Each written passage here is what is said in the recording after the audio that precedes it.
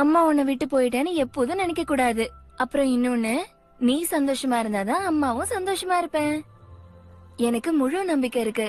என் சாக்கி என்னை எப்போதும் சந்தோஷமா பார்க்கதான் ஆசைப்படுவா.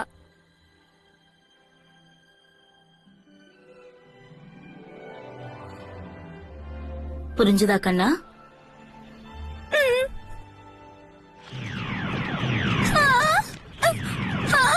இது போய் நான் உண்மையா சொல்றேன். அம்மா உன்னை என்னைக்குமே மன்னிக்க மாட்டாங்க. ஏன்னா நீ நல்ல பொண்ணு கிடையாது. அதான் உனக்கு ஒரு ஃப்ரெண்ட் கூட கிடையாது. நீ எப்பவுமே தனியா தான் இருக்கணும். ஏன் என்கிட்ட வர? என்கிட்ட வராத. அப்ப நான் போய்தான் ஆகணும் போல இருக்கு. நீ எங்கேயும் போக வேண்டாம். ஏன்னா நீ எப்பவும் எனக்குள்ளேதான் இருக்க போற. என்ன? நிஜமாதான். ஏன்னா நான் இப்ப சரியாயிட்டேன். நிஜமாவா?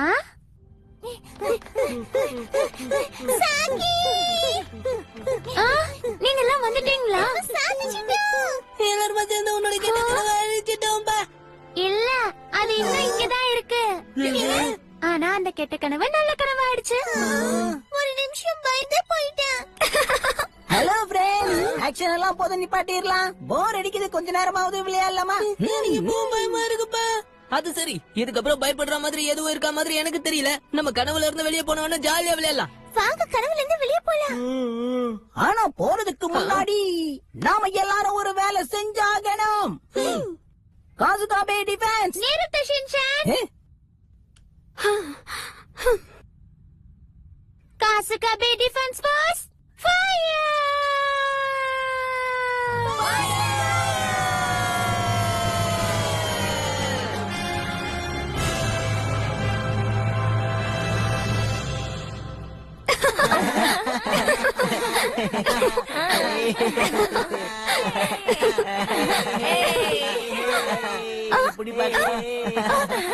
ரொம்ப கியூட்டா இருக்கு.